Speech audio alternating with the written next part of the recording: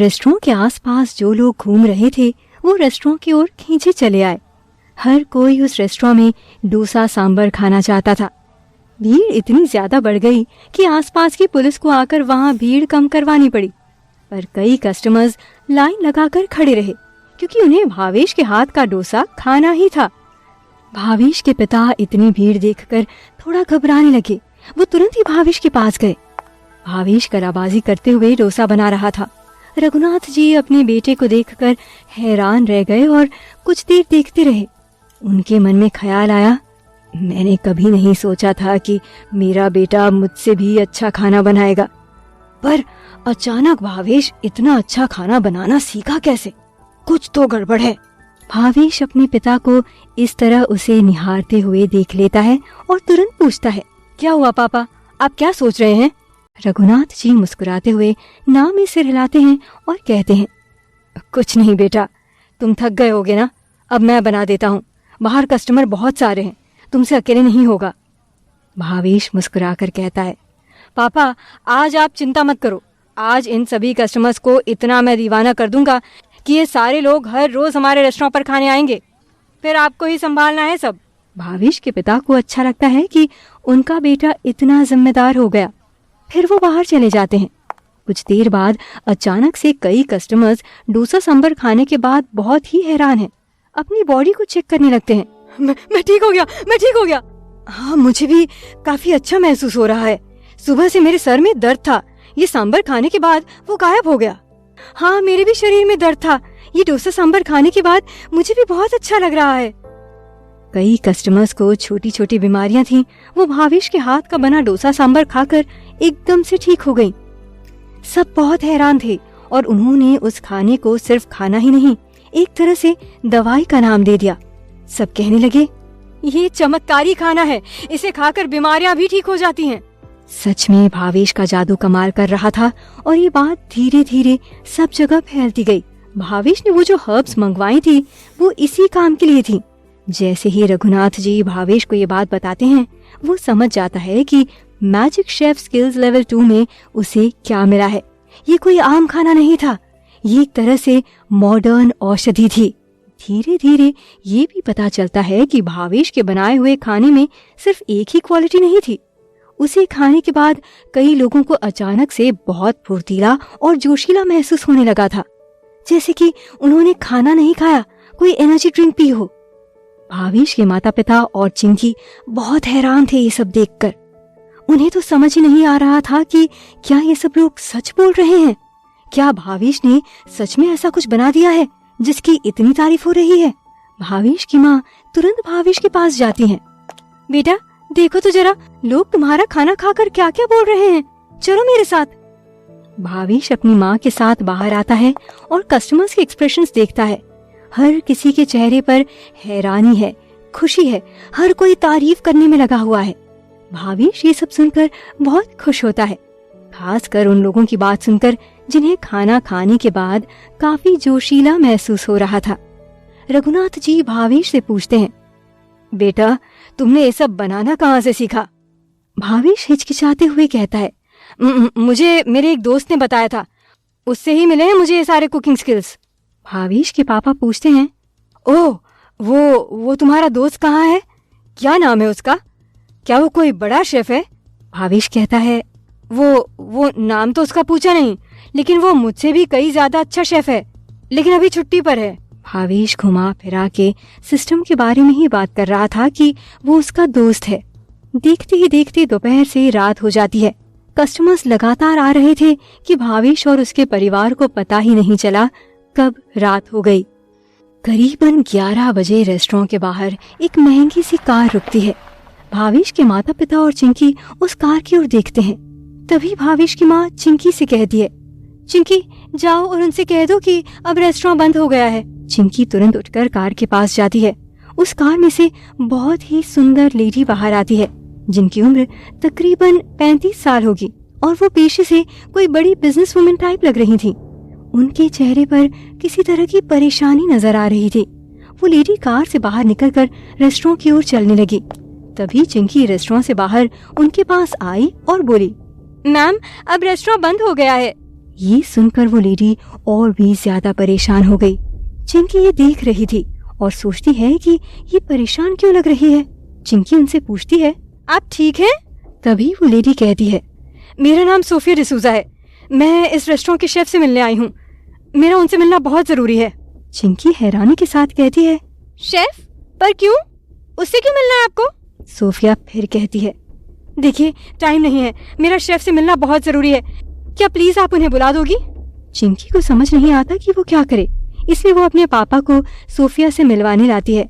तभी सोफिया उनकी ओर देखती है और पूछती है, क्या आप इस रेस्टोरेंट के शेफ हैं? तभी भावेश के पिता नाम में सर हिलाते हुए कहते हैं, नहीं नहीं, इस रेस्टोरेंट का शेफ तो हमारा बेटा है।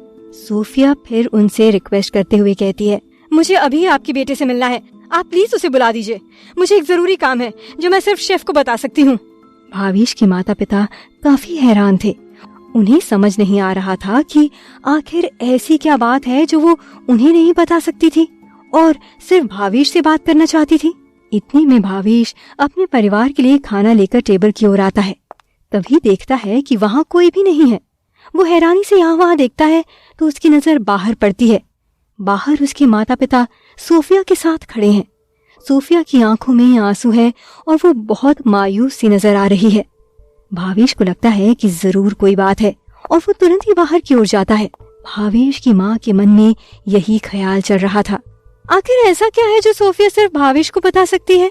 तभी भावेश बाहर आता है और कहता है, मम्मी पापा आप लोग बाहर क्यों खड़े हो, आ जाइए, खाना लग गया है। सोफिया भावेश को देखती है और तुरंत ही उससे पूछती है, क्या तुम इस रेस्टोरेंट के शेफ हो? भावेश हाँ में सर हिलाता है और कहता है, हाँ मैं ही हूँ, पर अब रेस्टोरेंट बंद हो चुका है, आप कल आइएगा। तभी सोफिया भावेश से रिक्वेस्ट करते हुए कहती है, नहीं नहीं ऐसा मत बोलो प्लीज, मुझे तुमसे बहुत जरूरी काम है, सिर्फ तुम ही मेरी मदद कर सकते हो। भावेश फिर सोफिया से कहता है, देखिए आपका जो भी काम है आप प्लीज कल आइए, मैं और मेरा परिवार बहुत थक चुके हैं, ये हमारे डिनर का टाइम है और फिर हमें घर भी जाना है। इतना सुनते ही सोफिया की आंखों में आंसू आ जाते हैं और वो निराश होकर वहाँ से जाने लगती है। भावेश सोफिया की आंखों में आंसू देखकर सोच में पड़ जाता है, ऐसी क्या बात है। भावेश एक अच्छे दिल का इंसान है, लोगों की मदद करने के लिए हमेशा आगे आता है। भावेश तुरंत ही सोफिया के पास जाता है और कहता है, आप रोइए मत, बताइए क्या बात है। सोफिया तुरंत ही कार का दरवाजा खोलती है और अपनी बेटी को बाहर ले आती है और भावेश को देखते हुए कहती है, ये मेरी बेटी है निशु, इसे हमेशा स्टमक इन्फेक्शन रहता है जिस वजह से ये खाना नहीं खा पाती है। हमने कई जगह का खाना ट्राई किया, हर तरह का खाना अपने घर बनवाया, पर निशु को कुछ भी पसंद नहीं आता है। हम किस तरह उसे रोज कुछ न कुछ खिलाने की कोशिश करते हैं ये हम ही जानते हैं। कुछ महीने पहले हमें आसाम में एक ऐसे शेफ मिले थे जिनका खाना निशु को बहुत पसंद आया था और वो खाना कोई आम खाना नहीं था, उस खाने में औषधि थी। वो खाना खाने के बाद निशु को किसी भी तरह की बीमारी नहीं होती थी और वो हमेशा बहुत बेटर फील करती थी, आम बच्चों की तरह खेल कूद कर सकती थी। हमारी तो सारी परेशानी ही खत्म हो गई थी। पर अचानक से वो शेफ इस दुनिया में नहीं रहे। उनके जाने के बाद 1 साल से हमें ऐसे किसी शेफ की तलाश थी जो वैसी ही औषधि वाला खाना बना सके। हमने दुनिया के कोने कोने में ढूंढने की कोशिश की पर अपनी बेटी के लिए ऐसा कोई शेफ नहीं ढूंढ पाए। पर आज मुझे मेरे दोस्त ने फोन करके बताया कि तुम्हारे खाने में वो बात है। जब से मैंने ये सुना है मुझसे रहा नहीं गया और मैं तुरंत ही तुम्हारे पास अपनी बेटी को लेकर आ गई। भावेश निशु की ओर देखता है। निशु बहुत ही प्यारी और मासूम है, वो पूरे वक्त अपने छोटे से खिलौने के साथ खेलती रहती है। भावेश नीचे बैठता है और निशु की ओर अपना हाथ बढ़ाकर कहता है, हेलो निशु, मेरा नाम भावेश है। निशु भावेश की ओर देखती है और मुस्कुराकर उससे हाथ मिलाती है। भावेश निशु से पूछता है, क्या तुम कुछ खाना चाहोगी? निशु हाँ में सर हिलाती है। तभी सोफिया भावेश से फिर रिक्वेस्ट करती है, शेफ भावेश, क्या तुम इसके लिए मोमोज बना सकते हो? मोमोज इसे बहुत पसंद है, पर मोमोज इसकी सेहत को नुकसान भी पहुंचा सकते हैं, इसलिए इसके लिए वैसे ही औषधि वाले मोमोज बनाने होंगे जो इसे नुकसान नहीं करेंगे। मुझे बहुत विश्वास है तुम पर, प्लीज। भावेश खड़ा होता है और इससे पहले वो कुछ कह पाए सोफिया फिर कहती है, तुम जितना पैसा मांगोगे मैं तुम्हें देने के लिए तैयार हूँ, बस मेरी बेटी को खाना बनाकर खिला दो। भावेश निशु की ओर देखता है और फिर सोफिया से कहता है, मैं निशु के लिए खाना बनाऊंगा और उसके लिए आपको मुझे कोई भी पैसे देने की जरूरत नहीं है। इतनी प्यारी बच्ची के लिए तो कोई भी खाना बना सकता है। आप चिंता मत कीजिए, जो भी निशु को पसंद है मैं वो सब बनाकर इसे खिलाऊंगा। ये सुनते ही सोफिया बहुत खुश हो जाती है। उसकी आंखों में आंसू बहने लगते हैं। वो भावेश का हाथ लेकर खुशी से चूम लेती है और बहुत बहुत शुक्रिया कहती है। फिर भावेश सबसे कहता है, आप सब अंदर चलिए, आप लोगों का डिनर लग गया है। आप सब खाना खाइए, तब तक मैं निशु के लिए कुछ बनाता हूँ। भावेश की माँ भावेश से कहती है, नहीं बेटा, अब तो सब साथ ही खाएंगे, तुम पहले निशु के लिए कुछ बना लो। भावेश फिर निशु से पूछता है, क्या भैया के साथ अंदर चलना चाहोगी? निशु फिर मासूमियत के साथ हाँ में सर हिलाती है। भावेश निशु का हाथ पकड़कर उसे अंदर ले जाता है। सब उसके पीछे पीछे अंदर आते हैं।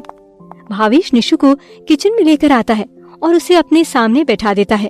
फिर उससे पूछता है, निशु, तुम मोमोज के साथ कुछ और खाना चाहोगी? निशु हाँ में सर हिलाती है और कहती है, सूप। भावेश मुस्कुराते हुए कहता है, अच्छा ठीक है, और मीठे में क्या खाओगी? निशु मीठा सुनकर खुश हो जाती है और फिर सोचते हुए कहती है, हलवा। निशु की खुशी देखकर भावेश को हंसी आ जाती है। ठीक है, थोड़ी देर रुको, आज तुम्हें सब खाने मिलेगा। फिर भावेश किचन में जाकर खाना बनाना शुरू करता है और निशु को खुश करने के लिए वैसे ही कलाबाजी करता है। निशु जोर जोर से हंसती है। बाहर भावेश के माता पिता चिंकी और सोफिया एक साथ एक टेबल पर बैठे हुए हैं। टेबल पर खाना लगा हुआ है और वो सब निशु और भावेश का इंतजार कर रहे हैं। निशु की तेज हंसते हुई आवाज सुनकर सब बहुत खुश हैं। सोफिया भावेश की माँ से कहती है, आज बहुत दिनों बाद मैंने निशु को इतना हंसते हुए देखा। भावेश की माँ सोफिया का हाथ पकड़ती है और थोड़ा सा इमोशन के साथ कहती है, मैं दुआ करती हूँ आज के बाद आपकी बेटी इसी तरह हंसती रहे, और मैं वादा करती हूँ कि जब भी आप निशु के साथ इस रेस्टोरेंट में आएंगी, आपको भावेश के हाथ का खाना मिलेगा। सोफिया ये सुनकर खुश हो जाती है। अंदर भावेश जल्दी जल्दी खाना बनाने की कोशिश कर रहा है, पर उसे 3 चीजें बनानी है जिसमें वक्त लग जाता है। आधा घंटा बीत जाता है। बाहर सब बैठे काफी देर से इंतजार कर रहे हैं, खास तौर से भावेश के माता पिता और चिंकी। चिंकी को भूख भी लगी हुई है। चिंकी मुंह बनाती है और बार बार इशारा करती है, कब आएंगे भैया? चिंकी की मम्मी उसे इशारे में डांट देती है कि चुप बैठो। चिंकी मुंह बनाकर बैठ जाती है।